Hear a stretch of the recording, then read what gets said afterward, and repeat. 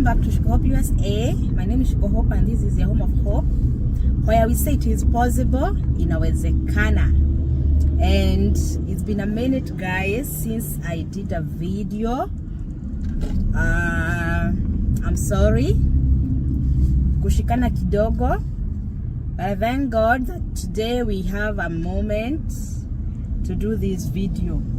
Although I'm driving, but I will do the video. I will have to. The traffic is so tight over here, and juni masaa ya jioni watu wanatokelezea job. That's why. Anyway, when you come to the US, you'll experience this traffic. I think I want to show you the other side venye kumeshikana. As you can see, kumeshikana, right? So guys, how have you been? I've missed you, but I have been posting videos every now and then. I have been posting videos yet nimewatupa sana na wapostia ka video kamoja kwa wiki. And I know if you have been watching the videos now, you know that I am happy. I am a happy lady over here because my mom joined me over here in the US. She's currently breathing the same air as I'm breathing. And I'm so happy, guys, because it has taken God's hand for her to be here. You know, the process itself, the whole process, how it started, venye tulifika kufanya kila kitu ni God. I thank God. I will do another video, guys. The video is there, although in different parts, because as the process was going, I could document each and every step of the process. So the video will be compiled and you will understand how the process went. But maybe I can give you like a small piece of the process. The whole process of how my mom joined me over here is, I can say that God is faithful. God is faithful because we had tried that she come to visit, not once, not twice, na akienda kupewa hiyo visit visa anaambiwa try again next time. Yes, we had tried visit visa not once, not twice, guys. Let me tell you, kimeturamba mara mingi hapo kwa embassy. And then the last time she was so disappointed, and she told me I will never go back to that embassy. Never again. And I told her, that was back in 2022-ish hapo. I told her, you will go back, ma'am. You will go back to that embassy. But the next time you go back, you won't be denied. Actually, you'll just go and get that visa, because the next process won't be a visit visa. It will be a very easy process that is like 90% guaranteed that your visa will be approved. So I told her, don't say you won't go back to that embassy. You will, but the next time you will get your visa approved. And she just said, okay, mimi so long as sitanyimwa tena huko sirudi tena. So she was so disappointed the few times he had gone before.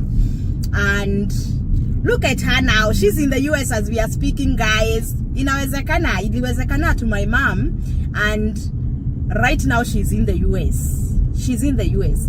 The first time I tried to do what? To invite her was when I got a baby back in 2020. Venye kulifunguka 2021, hapo nikamjaribia. I think it haikuwa mara ya first by that time. It was the second time. It was the second time hakupewa. And that was the second time, and then she went another time, and then she was denied, and she was like, never again. So guys, I know many people have gone to that embassy, right? Maybe you are among those people who had been there and your visas have been denied, maybe once, twice, thrice, 4 times, 5 times.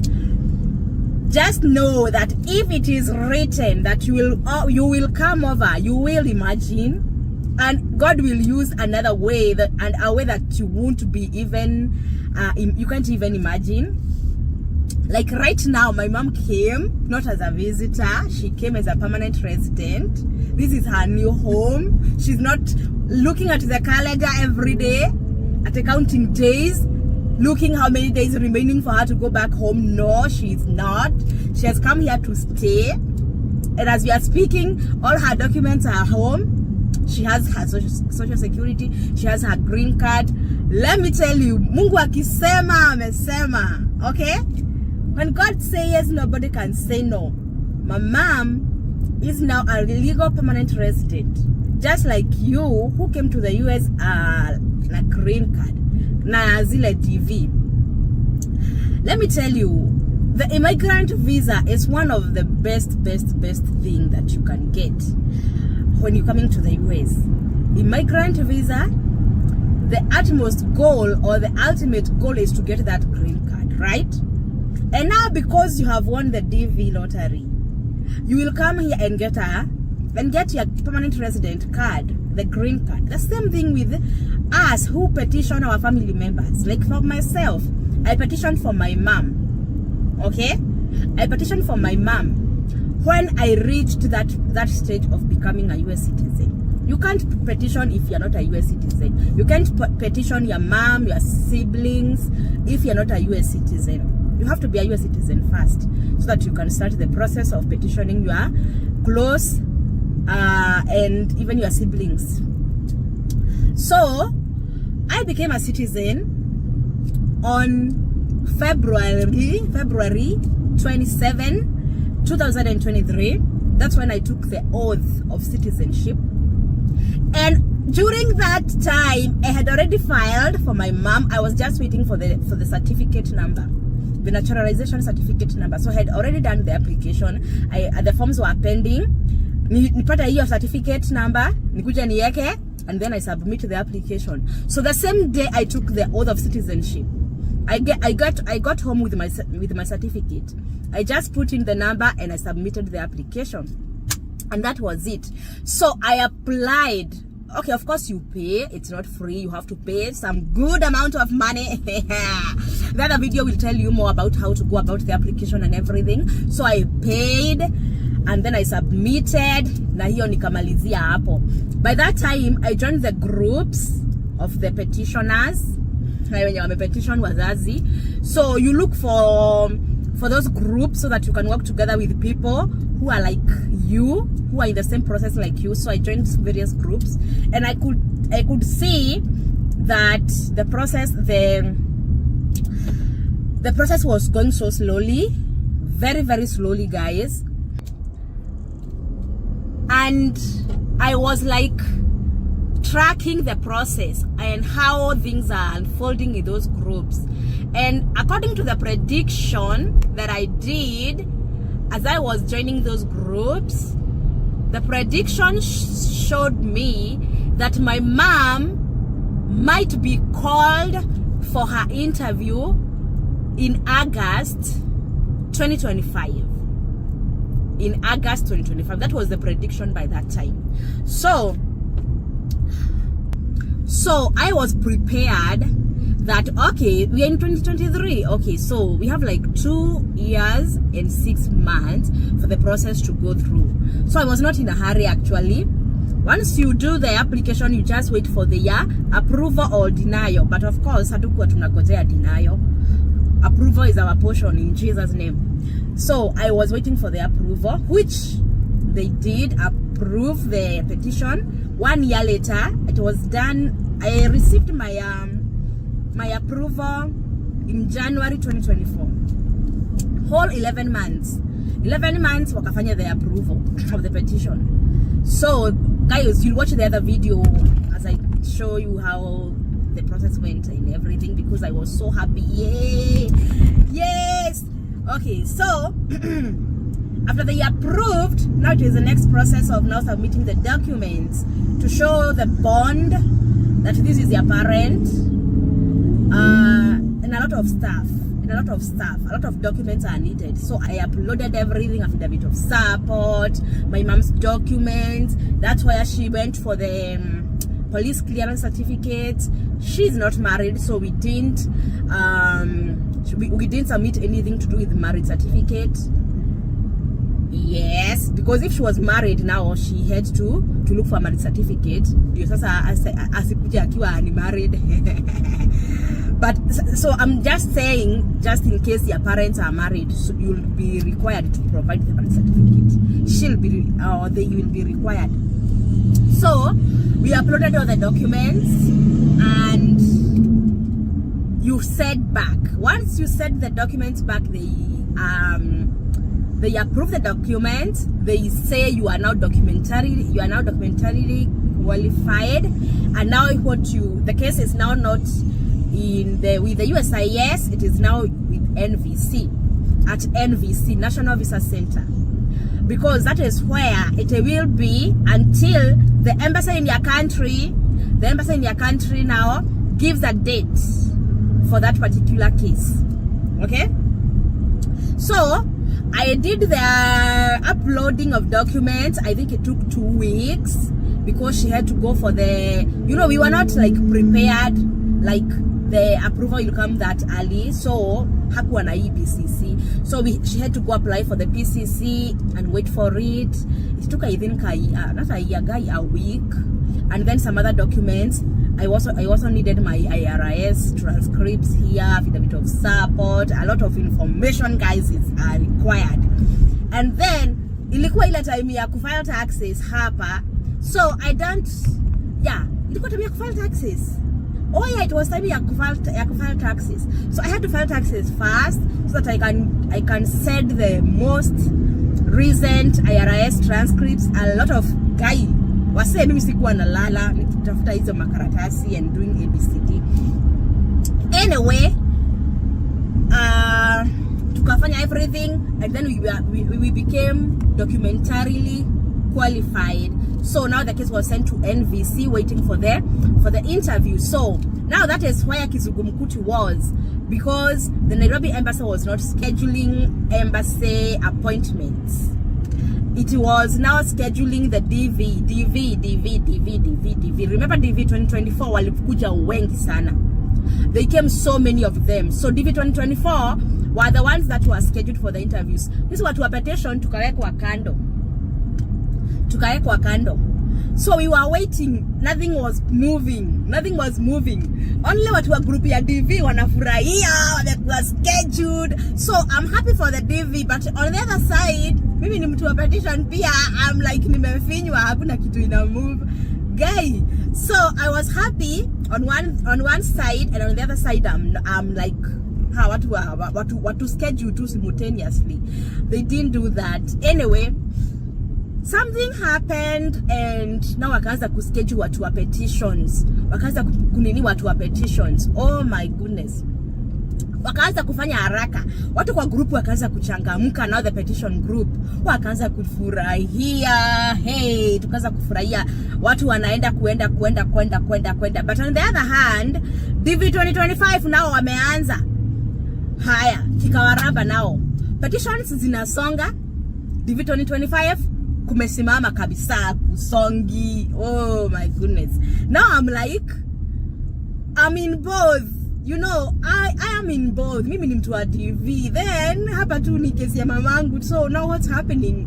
Ni kweli kesi za petitions zinasonga, which is good, but then they should now kusongesha the DV thing. So I was like torn apart because I could like pray. Guys, if you follow Shiko, I used to say, guys, remember DV 2025, they have been stagnant, the process is not moving, ABCD. But then the embassy was busy scheduling the petitions. Anyway, tukafikiwa on March 2025, I got an email. Did I get the email, or it's my mom who received the email. I think she is the one who received the email. I mean, receive. I can't remember. I'll go back to the video and I'll check. So that she's been scheduled for the interview on May, and I was so happy, guys. Let me tell you, I was so happy. Imagine we have not been I was not waiting for it to come that early, because we had anticipated it might come in August. But now we are in March. Miezi tano before. Si huyo ni Mungu. So ile furaha ilinishika, wacha tu guy. So now we're heading out to update the documents. Remember the documents that we uploaded last year. Kama PCC zingine zina expire. Kuangalia kwa group wanasema you are not supposed to renew, you can't, but because of the fear of the unknown, which is my fear, my greatest fear, I decided, Mom, go and get a new PCC. I don't want you to be put on AP, because once you are put on AP, you'll wait for 2 months. I don't want us like to delay. It is good to be over prepared than to be put on AP. That's me. That is my motto. Mimi sasa like Shiko. Nikasema kwani hii PCC ni pesa ngapi? That igirie moe. Hiyo ndio itatufanya tu sote. Asha, go and get another one. So just we can upload the most recent one. Because in the group people are like arguing, it is valid for 2 years. Agake. I couldn't like take the argument. It is only 1,000. Eda uchukue ingine kuja to upload, to update. Everything ikwe sawa. Anyway, she did, and she got prepared for the interview, and the next thing is to schedule for the medicals, which she did, and she went for the medicals. Atakuja atuambie the process, how she did at the medicals. Kilikuwa karibu kumuramba due of the high blood pressure. Anyway, atakuja atuambie process ya embassy na kila kitu. Tutafanya video na yeye atuelezee how things went, and then she was now waiting for the interview.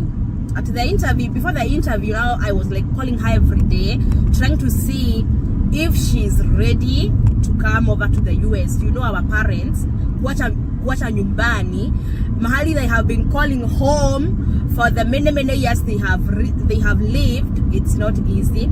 So I could call her, ask her if she gets the visa, when is the right time or ideal time for her to come over. She was like very hesitant to tell. She was like, ukikuja October tutaenda, and I'm like, guy, tuwe purono aigo horo October kota guy. Well, anyway, I could call her most of the time. Yana kama amejaribu kusoften her heart, and she's like, wajiko siwezi kuja peke yangu, nitapotea airport nini. I'm like, I will come for you. But before I told her I'll go for her, I was like, I will pay for the airport assistance so that you don't have to worry about maybe connecting the flights or anything. She was like, I will get lost. So I decided I will go get her myself. When she heard that I'll go get her myself, now she was like, I'm ready to come, but not like in May once I get the visa. Ninauko July, August, and I'm like, July, August, kwani nini unafanya mam? Hakuna mtoto unaacha dore mwana ora atika shukuru. Your last born is a family man. He has his own family. So I don't know nini nakushika. Unasema eti guy you take ya how many months. I was not fine with that. Sikuwa nafurahia hiyo maneno. Anyway, tukasettle that she will be done by June, and that's why I decided to go get her. I left the US and I went to get her in June. Was it in June? Yeah, I left in June. I went to get her. So I stayed in Kenya for 3 weeks, and then I came with her. The video will show you everything, guys. And we are here we are. Today is August. Now tuko August sasa. And this is the man that I was anticipating that she will be coming. But Mungu na yeye akasema speed yake ndio tutafuata. So she's like, today is not Thursday. I'm doing this video on the first week of August on a Thursday. My mom is now officially 1 month in the US because we arrived in the US on 1st of July, and so far so good. We thank God. Let me tell you, the first few days I couldn't remember that my mom is here. One day I woke up very early in the morning, by 8, and then she was jet lagged, so she was awake by that time. Mimi nikiwa kitchen hapo nikitengeneza ka breakfast kangu, naona mtu amekuja kitchen. Sasa guy, I was not remembering she's here. I was shocked. I'm like, guy, nikioreka koko. You know, the first few days you are not like kukumbuka she's here. I just saw her and I'm like, I was shocked. I was like, wow, moto kawegoko. Anyway, it's been God all along. We thank God. He took over the process and he provided all the funds that were required. Guys, let me tell you, the petition process is not easy. It requires a lot of money. Mafesha maige, sio pesa kidogo, mafesha maige. You dig deeper into your pocket from the application up to the last minute, because even the green card itself, you have to pay for it. So every process is money. It requires a lot of money. Actually, the petition process is much expensive than the DV. Iko very expensive than DV. DV ni kama ni bure. But this one, imagine we pay everything you DV people pay, and then we add more for the affidavit of support and for the application and for guy. Tunalipaka pesa mingi sana ya petition. If you see someone who has petitioned you, maybe your sibling petitioned for you, just know they spent a lot of money just for that petition. Petitioning is not easy. It is very, very, very exhausting process, and it requires a lot of paperwork, and that is why, guys, I always tell you during the DV lottery application, always tell the truth, because one day you will require that truth. Kitakuramba siku moja, because as you petition for anybody, it might be your child, your spouse, your parent, your sibling, you will be caught. If you had kudanganya mahali, you will be caught. Na utajua, utashikwa, utapatikana. So always walk in truth. Honesty is the best policy. Walk in truth all through, because if you try to cheat or to cut corners, hey, one day kitakuramba. Imagine if I had lied when I was doing my DV, and then nikuja hapa niseme, hey, let me petition for my parent, and then kikuja kinirambe, maybe niseme, hey, agake kikuja kinirabe juu maybe nilidanganya to ndio nivuke that step that time, and then if you can another process, then kinirambe hapo. Wait, it is very bad. Always walk in truth. Always fill those forms truthfully. Usidaganye. One day, one time, you remember this video. So this video is just to let you know that how far we are at the moment, and I thank God. Maisha, life in the US, to someone who has just immigrated at the when they are older. Personally, I came to the US when I was 29. I was not that old, right? Now look at someone like my mom. She's coming when she's in her 50s. I would like to hear her experience, but so far so good. I always ask her,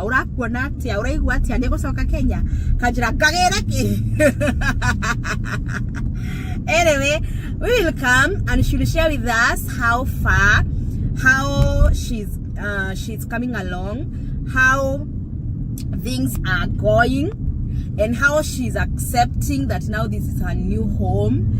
If she will go back home if she'll go back to Kenya, if she wanna go back, if she's having some homesick, she'll tell us, and I would like to hear more, because right now she's getting used.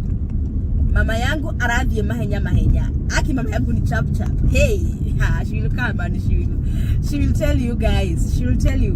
Mama yangu ana catch things. Haraka. She's a fast learner, just like her baby girl. Hallelujah. Yes, that's my mom. And actually she's becoming younger and younger every day. Sijui kama ni maisha ya Kenya inafanyanga watu wanakuwa wazee. Mama yangu saa hii amekuwa .com. Sika mimi naona vitu zangu. Anyway, you guys will tell me once she comes, although hapendaki kuonekana kwa video, but venye tu anaelekea hata yeye kama ataanza YouTube channel yake.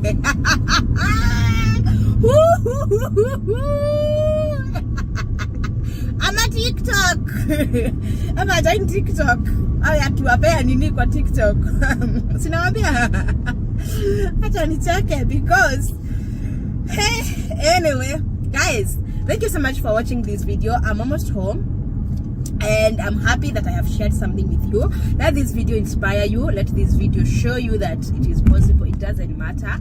God is not a respecter of persons. God doesn't check your age, your background, your skin color, your level of education. God doesn't look at that. When he says yes, it's a yes. And nothing, absolutely nothing, can hinder him from blessing you. My mom, if you watched the other video we did in Kenya with my mom, you heard, although it was not in Swahili or in English, but those who understood the French, you heard that my mom couldn't even qualify to do the DV lottery because she didn't have a work experience or high school diploma. She don't have. She did, she don't. But look at her, she's in the US without those education requirements, because Mungu na yeye akisema amesema. When God says, he doesn't check or he doesn't look at the level of education, the whatever umefika wapi. No, akisema amesema. Let that sink, guys. Thank you so much, guys. My name is Shiko Hope, and this is the home of hope, where we say it is possible, everything is possible. Inawezekana. See you in my next one. Bye.